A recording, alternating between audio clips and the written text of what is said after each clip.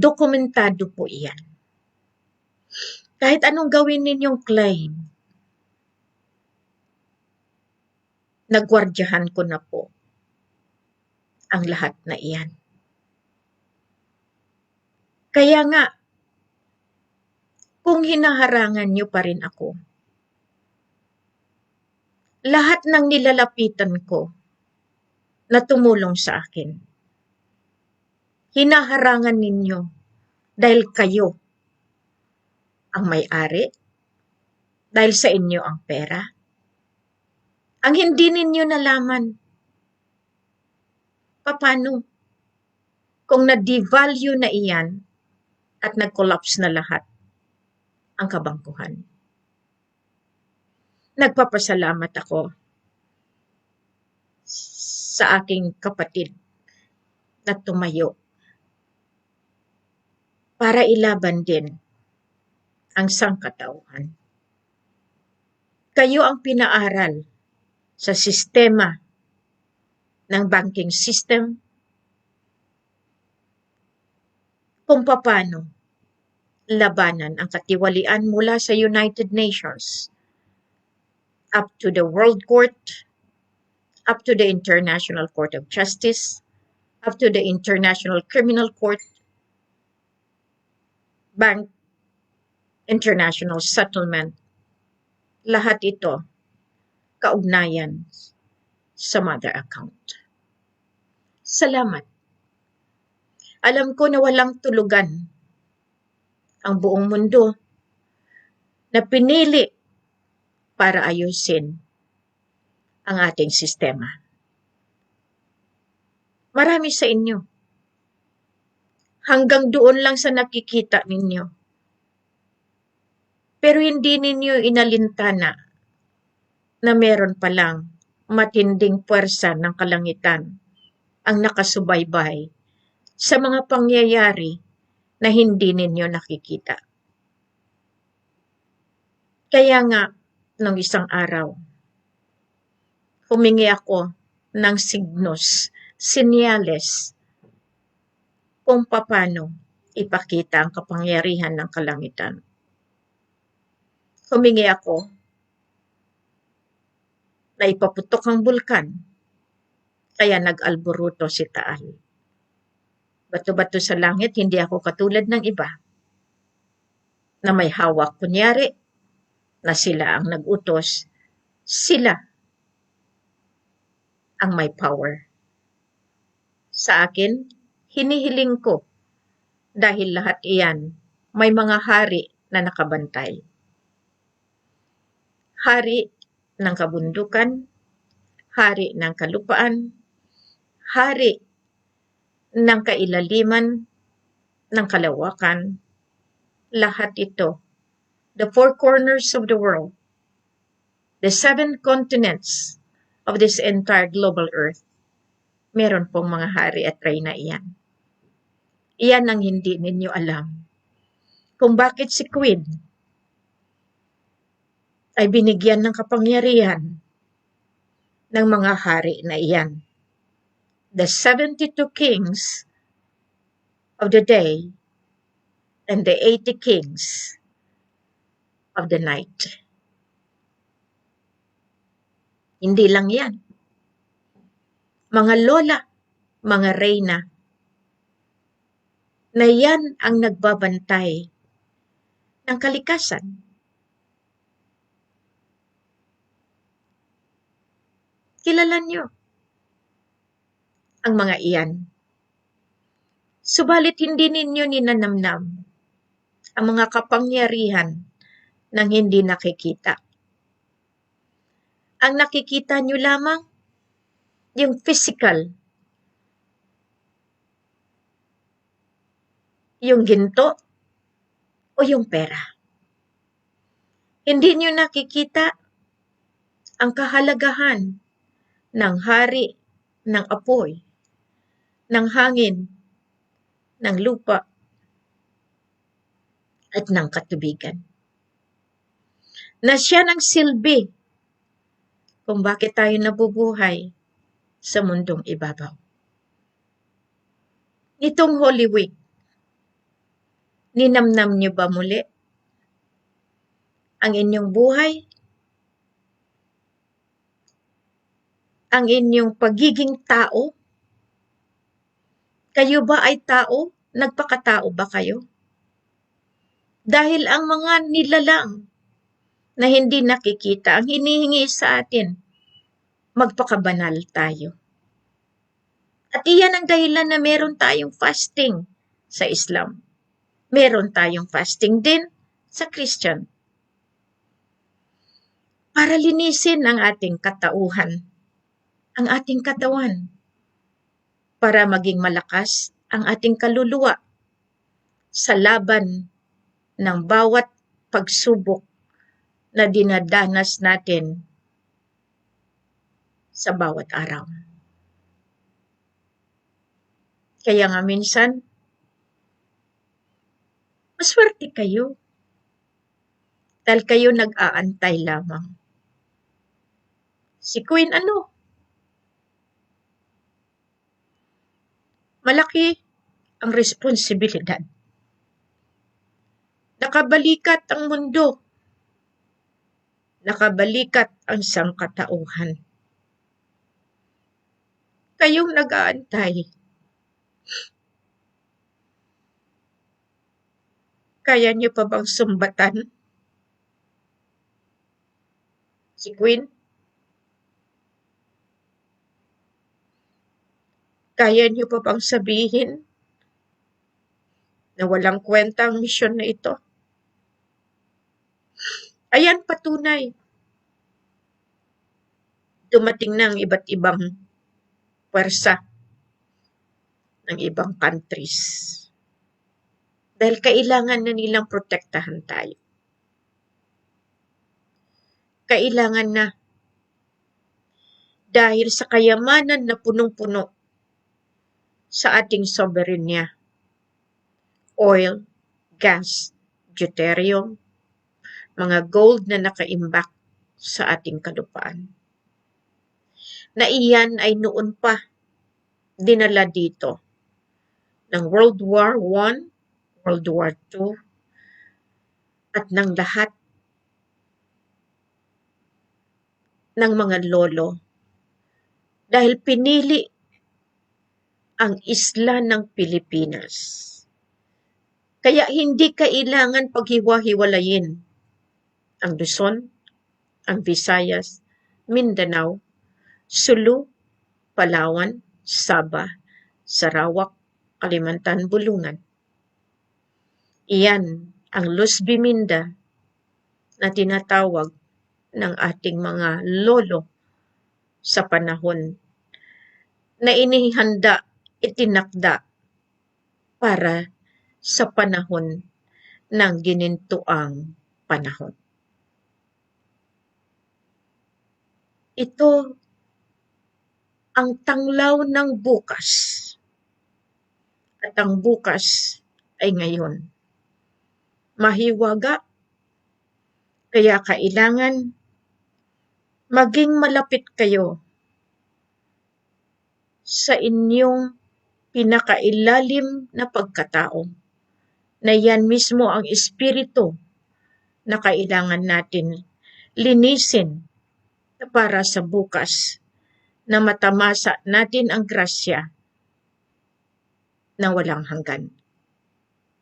Mapalad kayo, mga Pilipino. Mapalad kayo na naging isang Pilipino. Dahil iyan ang inihanda ng Diyos Ama, ng Allah. Mapalad din ang Lupasug Empire na kung saan siya ang mamumuno sa ngayon sa buong mundo. Hindi biro, makatotohanan, at iyan ay mangyayari. Sabi ko nga sa inyo, hindi niyo hawak ang kapangyarihan ng Diyos. Hindi kailanman mahawakan ang divino gobyerno. At kailanman, hindi kayo ang pinili. The chosen few have come out already, identified, and they are now working so hard to fix the entire global financial system. Sabi niyo, kasama niyo ang Diyos Ama. Nakita niyo ba kung anong klaseng pagkatao at klaseng buhay at ang paraan ng pamumuhay na nandiyan sa inyo? Ni minsan wala kayong narinig sa akin. Pero hinihiling ko sa inyo. Ang pagsisisi ay palaging nasa huli. Sana, hindi pa huli para sa inyong lahat. Ito si Queen. Mula nung ako'y umarangkada dahil talagang napagalitan ako ng kalangitan dahil sa sobrang takas ko dahil ayaw ko ng buhay na ganito. Nagpakalayo-layo dahil ayaw ko maging queen. Pumunta ng Dubai, pumunta ng Saudi Arabia, pumunta ng kahit saan para lang takasan na hindi kami magtagpo ng apo ng Pilipinas, ng Sulu, at ng Malaysia. Sa kasamaang palad, maraming umangkin ng katauhan. Kinuha pati ang identity, pati ang sa akin. Nagsisi na ba kayo? Dahil lahat iyan may kaparusahan. Lahat kayo paparusahan. Dahil may batas ang soberenya. Sana hindi pa talaga kayo mapaparusahan. Dahil lahat iyan inilista na. Hindi ako. Sila na binigyan ng pagkakataon linisin ang mundong ibabaw. Tulungan niyo ako. Nangangailangan ako. Yung mga taong nag-volunteer. Pero, kawawa. Bakit? Dahil ang alam nila, niloloko ko sila. Ang investment ko legal. Hindi ako magbigay ng ganyan kung hindi ko kaya ibalik. Yan ang pagkakaiba ko sa ibang mga reyna na nagkakalat sa buong Pilipinas. Sila nakita ninyo. Pansariling interes. Inuna ang kotse, ang bahay. Inuna na magkaroon sila ng pangalan sa sariling paraan ng pagkuha ng kapirahan na hindi sa kanila.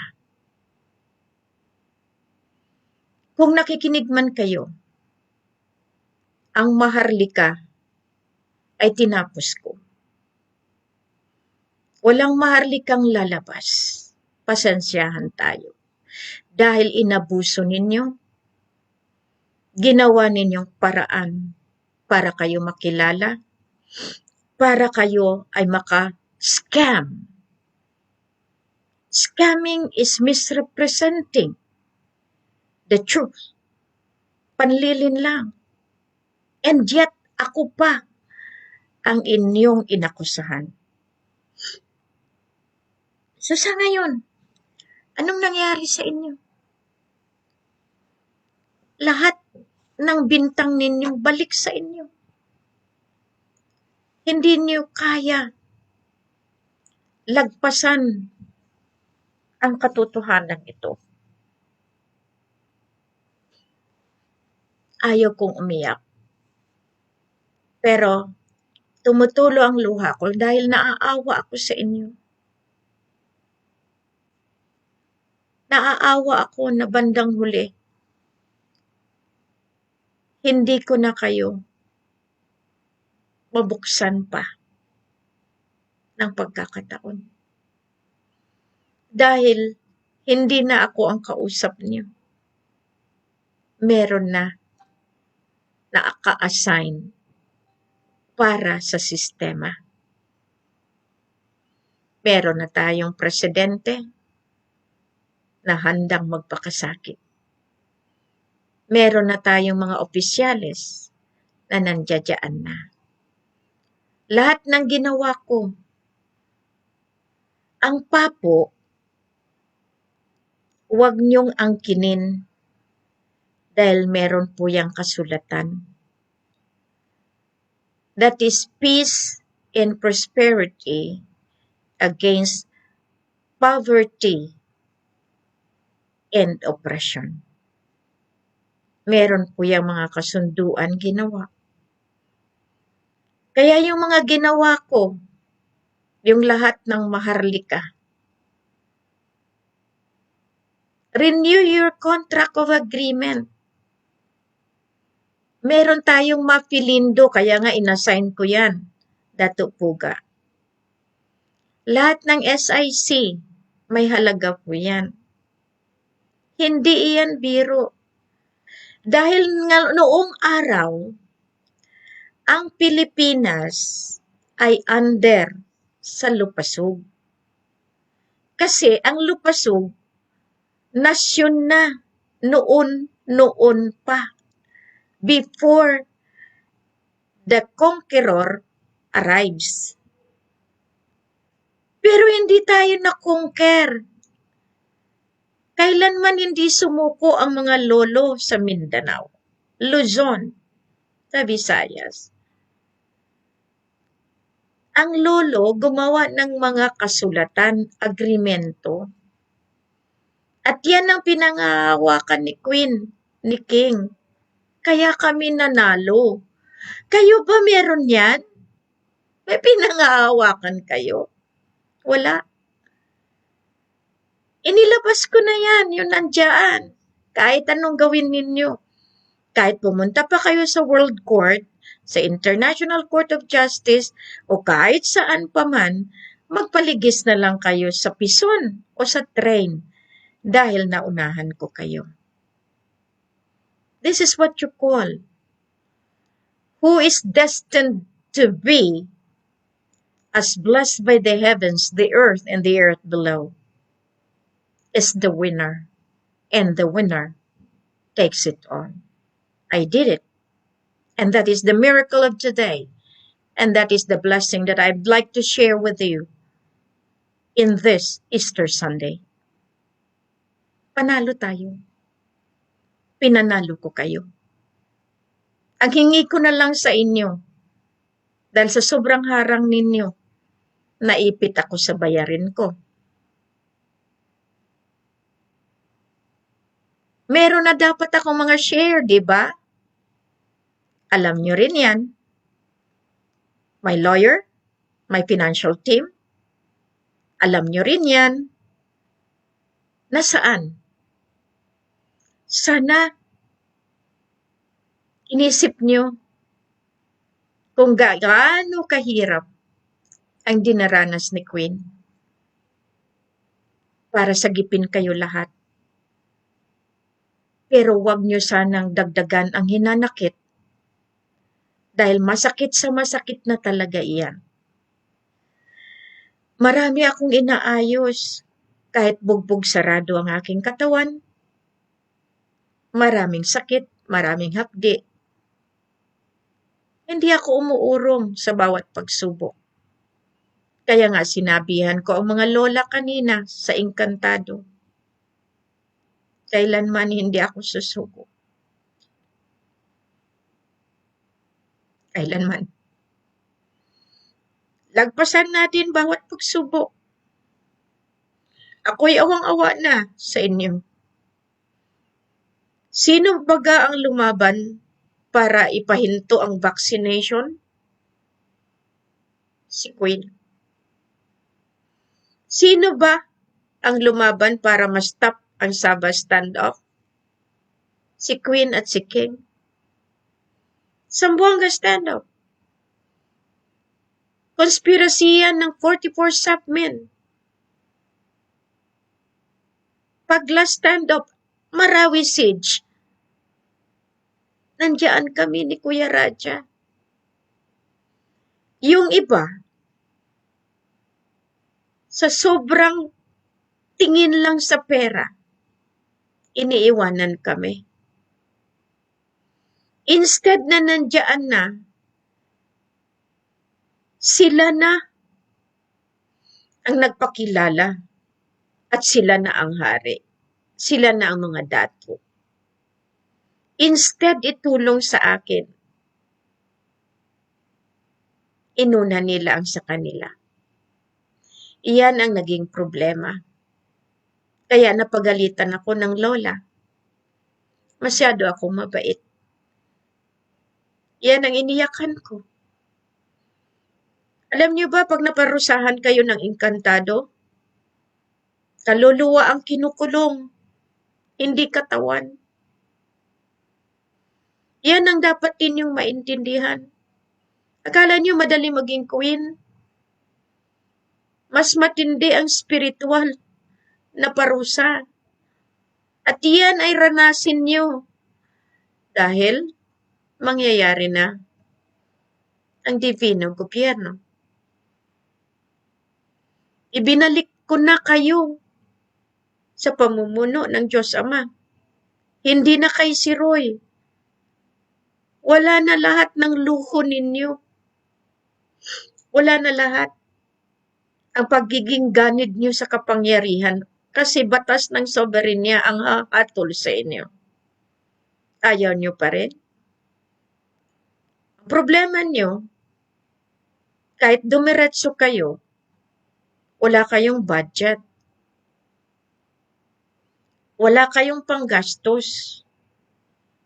Biro mo, December, dapat tapos na tayo. Hinarangan nyo pa rin ako.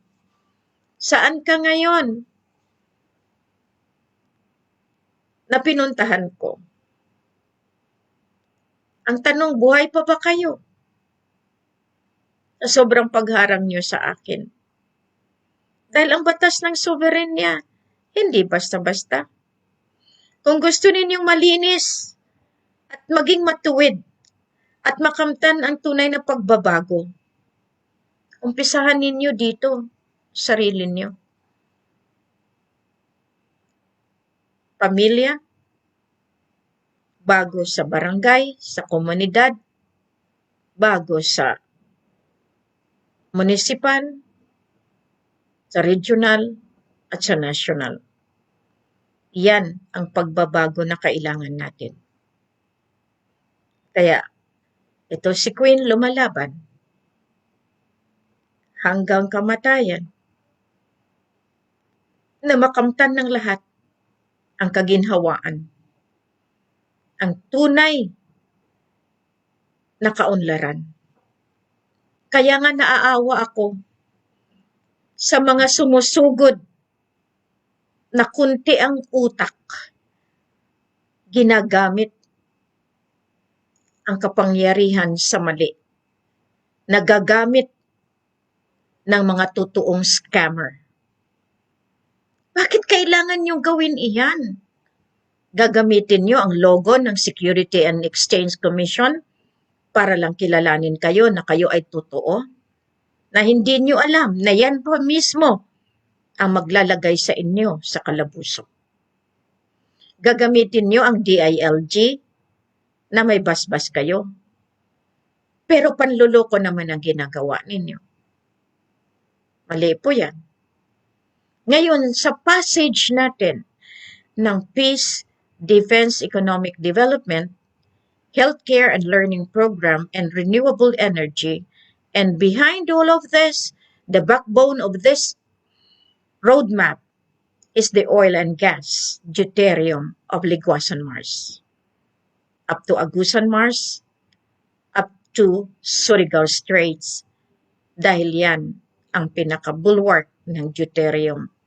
Up to Borneo, up to the Strait sa Luzon, lahat po iyan na mapa na ng ating mga kinaukulan sa United Nations. Kailangan ko kayo ibalik nyo sa akin ang sa akin para magamit ko.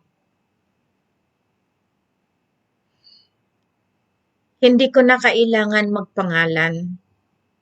Kung may konsyensya kayo, alam nyo ang tinutukoy ko.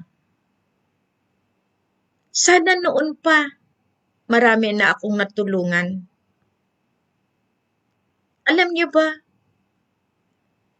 yung drive ko, yung desire ko to put up a hospital sa pinakaliblib na puok, eskwelahan, isa iyan sa aking misyon. Dahil ayaw ko na ang bata nagiging mangmang, lumaki ng walang pinag-aralan, uto-uto sa mga taong mapaglinlang at iyon mismo ang mga scammer, mga manluloko. Kaya nga, dito makikita ninyo. Itinatag ko ang ORPAPO, Union Royal Philippines Against Police Oppression. I-dissolve kayo. Bakit? Kayo ang promotor ng lahat ng katiwalian. Sa panahon ko, may karapatan ako. Dahil mula noon magpahanggang ngayon, kami ang nagpapasweldo sa inyo. Hindi kayo nahiya. Alam ng gobyerno yan. Alam ng presidente na nakaupo mula noon, 1946, the independence, kung sino ang may-ari ng kayamanan ng 617,500 metric tons of gold. Diamonds, lahat iyan. Isuli nyo na ang dapat nyong isuli. Ngayon, lahat ng praise the Lord, lahat ng simbahan, napansin ninyo, Santo Papa? Alam ng Vatican na hindi ako umuurong sa katotohanan. Masakit man, pero kailangan ko magsalita. Sino ang nagkontrol sa Mindanao? Ulama Bishop Conference. Maging matatag tayo. Ni minsan hindi ko kayo kalabanin. Hindi ko kaya kayong kalabanin. Pero kung kinakailangan ko ng magsalita para sa kaligtasan ng lahat, magsalita na ako. Tantanan nyo na. Isuli nyo lang ang dapat ninyong isuli. Para lahat tayo makinabang. Kung hindi ninyo gawin iyan, marami pa kayong members, hierarchy, na kailangan magbayad. Iglesia ni Cristo, malaki ang backup ninyo, pag-aari po yan ng royal family. Sinaktan niyo ako noong isang araw. Lahat kayong mga kapulisan, hindi niyo man lang tiningnan na ang inakusahan ninyo ay hindi ordinaryong tao. Magsisisi rin kayo. Yan ang tinatawag ko. The platform, the roadmap of peace. Gusto niyo ng kapayapaan, umpisahan ninyo sa sarili ninyo. Kaya ito, mag-celebrate tayo sa maganda. Kaya kailangan lang pagtibayin natin. Peace, lahat kayong mga liderato, lahat kayong royal family, Lahat kayong itinilaga. Gawin ninyo ang nararapat to preserve peace and order in your own territory. Iyan ang dahilan, itinilaga kayo. Naiiyak ako dahil sobra na ang parusa ninyo sa mamamayan. Defense. Kailanman hindi mananalo ang tiwaling kapulisan. Kaya nga kailangan bigyan ng leksyon ang mga taong nag-abuse sa power. Ginamit ang uniforme para manlinlang ng tao. Military, sinabihan ko kayo. Your peace process is over. Wala na kayong gagalawan, kundi bumalik sa tunay na kapangyarihan. Economic. Kayo ang nagpahirap sa buong bayan dahil kinontrol ninyo lahat ang kayamanan. Para kayo ang mag-enjoy. Lahat kayo na mga nakinabang. Tama na, sobra na. Kami naman. Isulit nyo lang. Kung hindi nyo isulit, parusa abutin nyo. Mababawi ko pa yan. Huwag niyong subukan dahil mangyayari at mangyayari. Recovery ang ginagawa ko, hindi redemption. Dahil tayo na ngang may-ari, tayo pa ang niloloko. Ngayon, magsabi kayo sa akin, totoo ba yan? Ititanungin nyo yung inyong mga superiors. Bakit nyo ninanakaw ang pagkatao ko at pumunta doon sa mga bangko? Sige nga. Yan ang patunay. Na kung sino man umagaw at sino man nag-misrepresent sa akin, patikman ninyo ang hagipit ng hustisya, ng kapangyarihan ng Diyos Ama.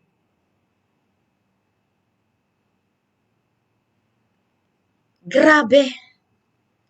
Dapat noon pa, wala na sanang pobre, wala na sanang squatter, wala na sanang maraming naghihirap, nagugutom. 2009 may pera na ako. Hinarang lang ninyo.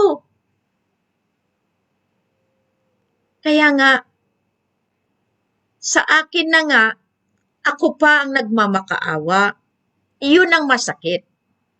Kaya ngayon, napilitan akong mangutang para at least maipakita ko legal ang pamamaraan. Legal ako lumaban.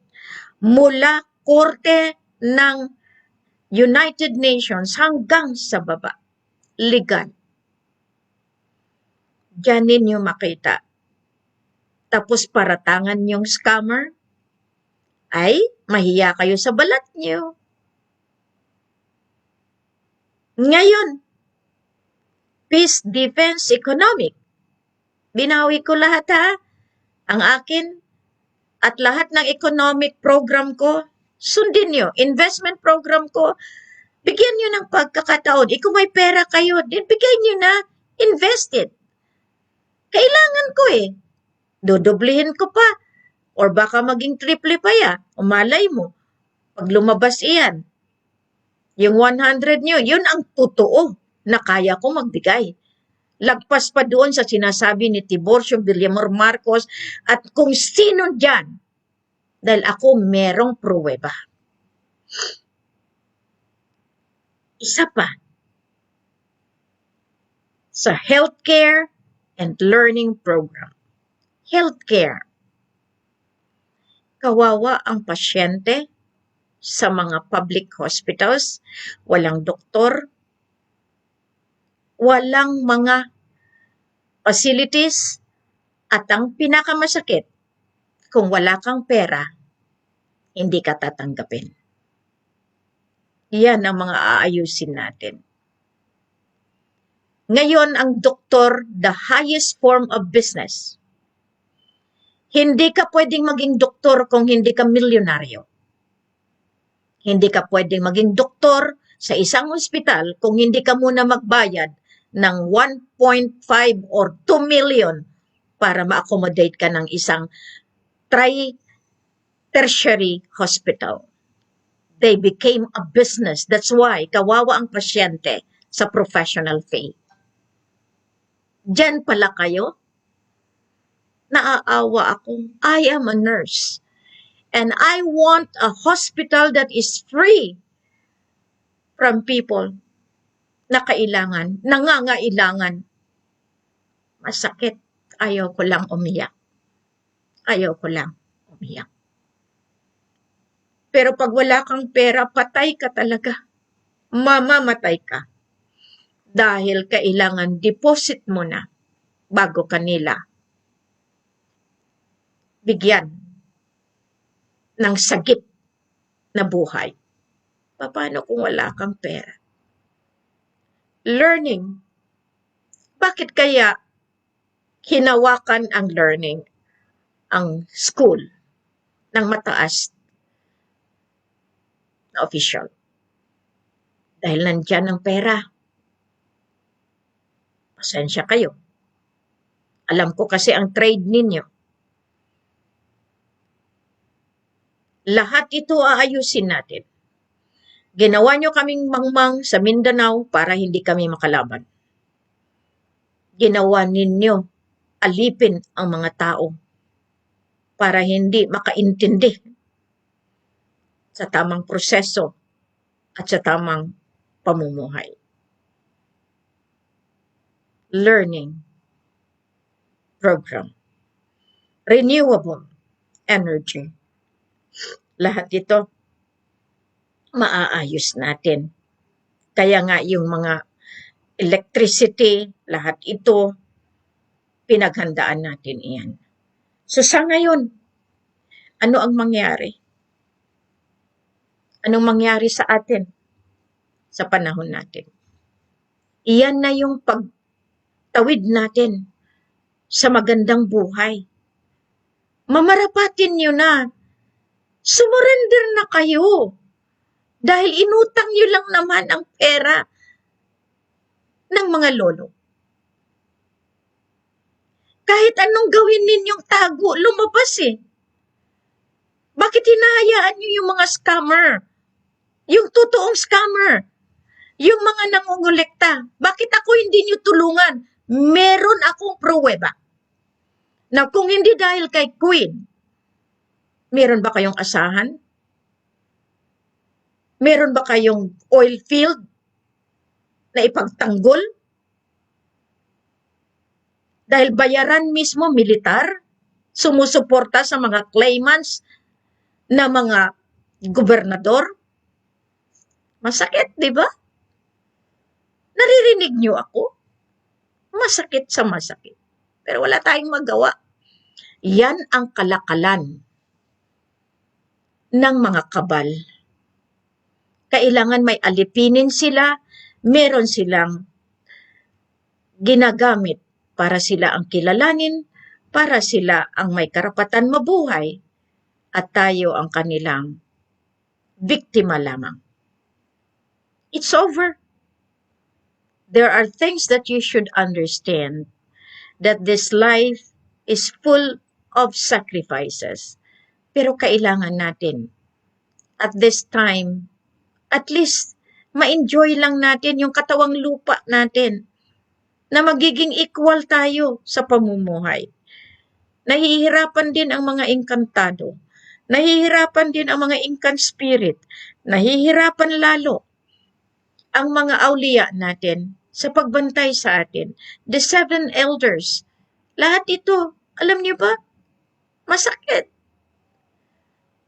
Ngayon, binabalansin natin. Ang nakikita lang kasi ng mga tao, yung physical na nakikita nila. Hindi sila lumabas sa katauhan nila, ay paano kaya mabuhay ng walang araw? Paano kayang mabuhay kung punong-puno na ng tubig at wala nang matirahan? Minsan, magmuni-muni din kayo. Ay totoo palang sinasabi ni Queen. Meron pala mga nilalang na hindi nakikita at sila din ay nahihirapan dahil sa kamunduhan ng mga tao, sinisira nila din ang mga tirahan nila. Ngayong araw, sa Easter Sunday,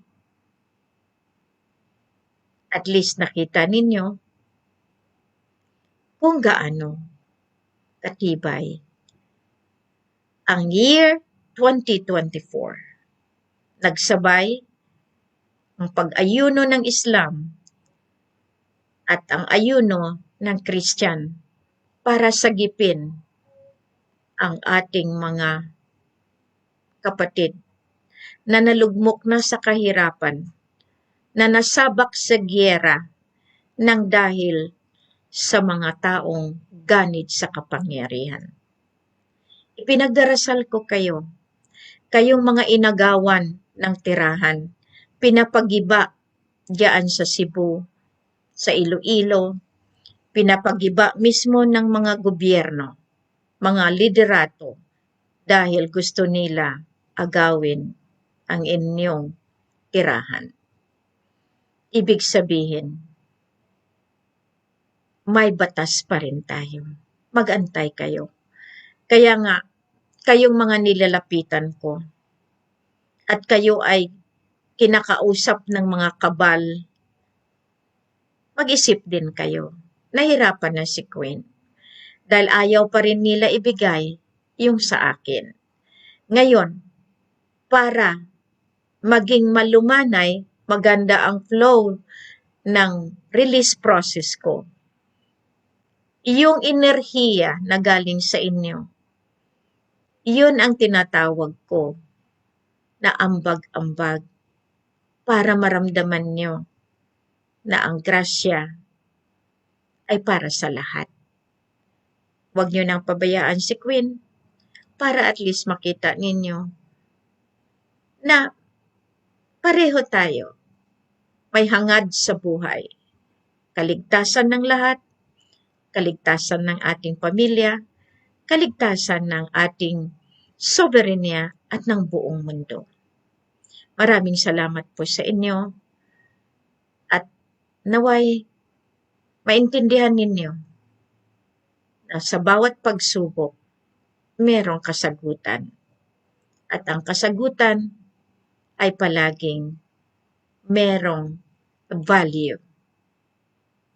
Linisin natin ang ating mga puso, kaisipan, para itong ating pamumuhay ay mapayapa at punong-puno ng grasya galing sa Kanya na nagbigay sa atin ng buhay.